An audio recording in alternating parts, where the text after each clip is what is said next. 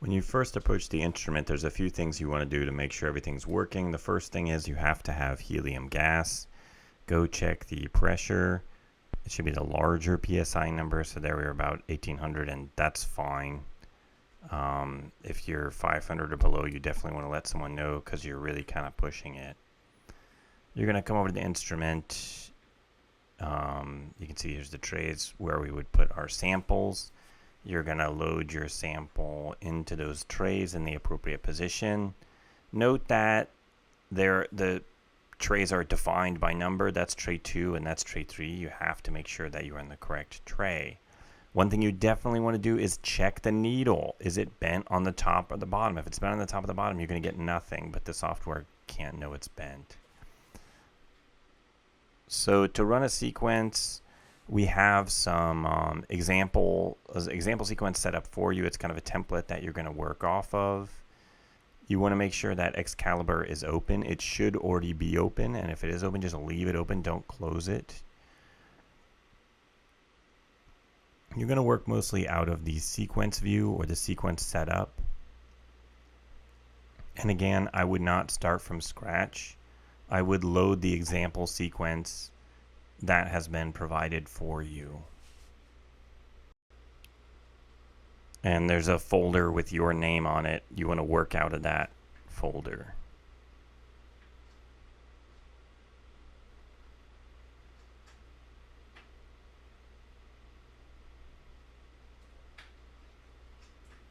So the important parts that you want to mess with in the sequence are going to be, we'll zoom in a little bit here, the file name. So this is what you're going to name it. You're typically going to go blank sample. So if you want to run a standard, it'd be like, or she's just named it methanol blank 1 and then atropine. I might name it atropine blank and then atropine, but you always need to have a blank before your sample or your data is invalid. If you're going to name it methanol blank 1 and 2 and things like that, you need to carefully record what each blank stands for. And when you make changes to your sequence, it can be a good idea to go ahead and save it. You can add comments in there, and you want to do file save as, and then give it some kind of name so that you have the sequence saved in case the instrument goes down or something like that, but also you have a record of what you did and you can reload it easily. The next important thing after the name is the vial position. All right, we'll go ahead and get rid of these guys. And you have to tell it where to go, and it has to be the correct position. And that's going to start with tray and no space, and then the numbers. So here, tray 381 and tray 382. The nomenclature has to be exactly correct. If it was in tray 2, it would be tray 2, no space, colon, and then the position in tray 2. The next thing is the path. You have to tell it where to put the file. This should be your folder. This should be your data folder. We're going to be in E under, it's a little bit different here. It's the 433L, but it's on the E drive. So that tells it where to put your data. You can, instead of writing the same thing over and over again, you can go over to edit and say fill down, and that will repeat that for you. Or you can just plug it in each line in the sequence. The next thing we need to do is make sure that our method is correct. There is an example method. I would encourage you to start off of that example method, and if you want to modify it later, then you can modify that method. So make sure that you have a proper method loaded. You need to have it on each line in the sequence, so you can either punch it in individually or you can do that edit fill down thing. Okay, so now we've got our name, our position, our path, and our file name, or our name, position, path, and instrument method set. And if all those are correct, we're going to double check our positions. If our position is wrong, it will hang up the instrument. We're going to save this, and then when we run it, we can say actions, run sequence. And we want the instrument to go to standby after the system. So we're going to have that radio button highlighted. And then we can say OK. And when we do, then the instrument, you can see in the status window, it's going to shift to ready to download. And also if we go to the acquisition queue, we can see that we are in the queue. If there's already people running, then we'll just be kind of in line in the queue. So once you've run your sequence, let's talk about how to look at the data. You should be able to pretty much double click on the file if you're on a computer that's set up with Qual Browser.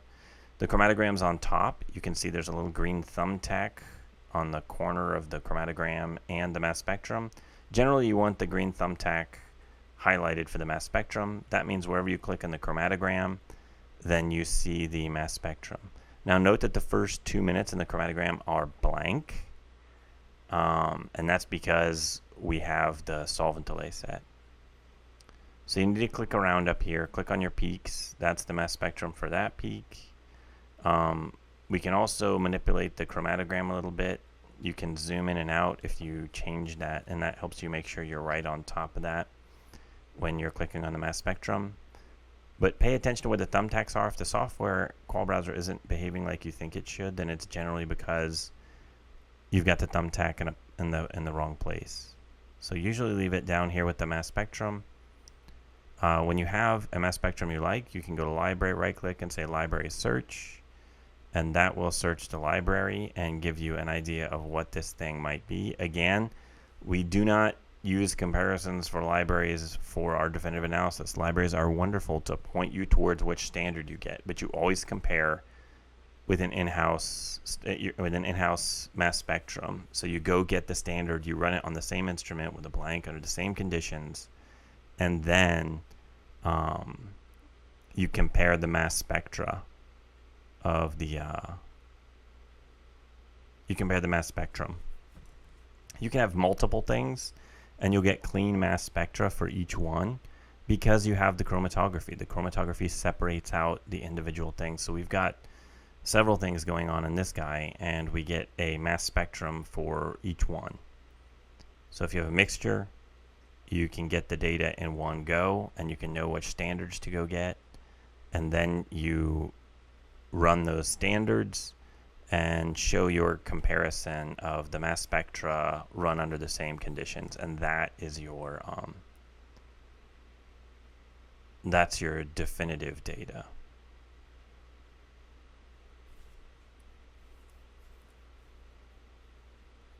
So the only meaningful, there were a bunch of things in here, but the only really meaningful one, the only one that's on the list there was Procane. So we would run and get the Procane standard and do Procane standard blank Procane and compare this data, and if they correlate really well, then that is category A data for us.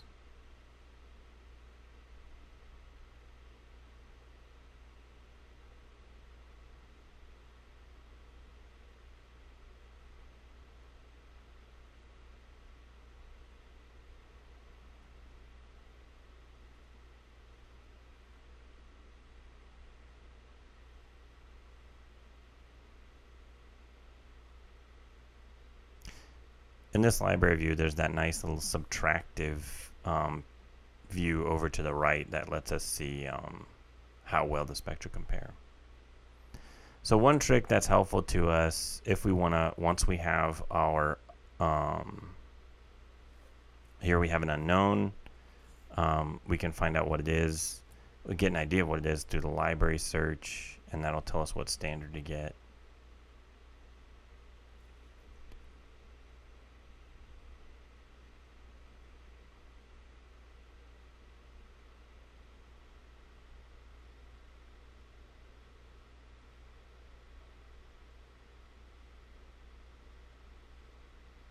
So here we'd go get dextromethorphan, but we see there's a pretty big discrepancy in the peak there in the library. May or may not be dextromethorphan, but that's certainly a good thing to point us towards. Go get the standard and compare it to our standard under the same conditions. One helpful thing here is this, you can stack chromatograms, you can stack mass spectra, and that's really wonderful for comparison. And it's really common that we do this with our blanks. So we'll click on this, and then there's actually kind of a little three-dotted thing next to the file path drop down. So here I'm going to change this out. I'm going to click on that guy, and I'm going to put my blank up there. And this is really nice for comparisons because it's going to stack the data on top of each other. Here's a really important point. You look at this and you go, oh my gosh, look at those peaks. And remember, the first thing we do is look at the y-axis. Unfortunately, in mass spectrometry, we always normalize. And that means we always declare the top to be 100%. So as to say it always zooms for you, there's no good way to unzoom. But that NL number, that NL there, you see is the number for the tallest peak. And you see the, so the blank really is nothing on the scale. There are peaks there, but on the scale of the sample that was below, there's really very, very little signal. So that's fine. And we can see that if we zoom in on the, so there's tons more signal for our sample than there is in the blank. And so that's fine. And if we zoom in on the chromatogram for our sample in a region kind of away from the peak,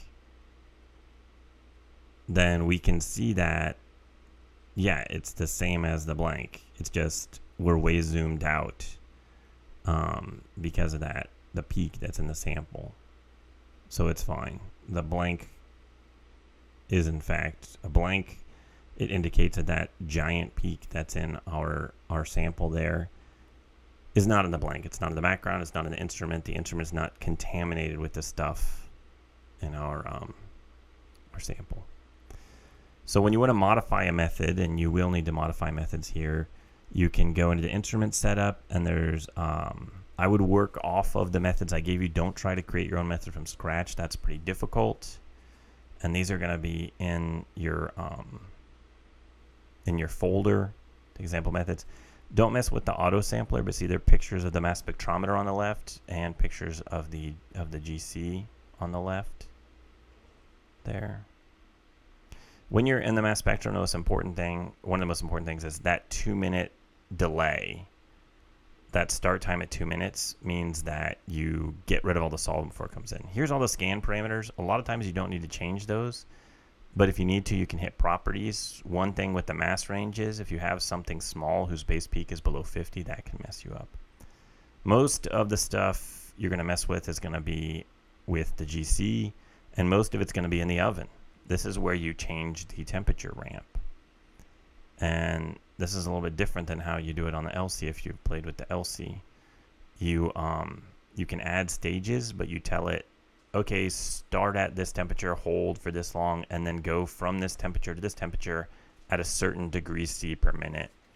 So here we're programming in a couple different steps. We've got a hold and a ramp and then another hold. But usually we keep this pretty simple with hold, ramp, hold. Here you're going to set the split. 50 is pretty common if you feel like you need to push it. Here you're going to push the flow. Do not change the flow significantly above 1. The mass spectrometer will choke on that. So you don't really need to you need to check the carrier, check the split, and check the oven is where you're going to spend most of your time. And after you've modified your method, you're going to go ahead and hit save as, and then give that method a good name. You can make comments here to let you know what you've done. That can be helpful when you're sort of iterating methods. You're trying something and see how it works and trying something else. You can also make a bunch of methods and just make a sequence where you're running several methods in that same sequence just to see what works. And if you run a range of oven conditions, you're trying to see something, and you run a bunch of different methods in one sequence, odds are one of those methods is going to work. And then in one go, you've figured out what you need to do.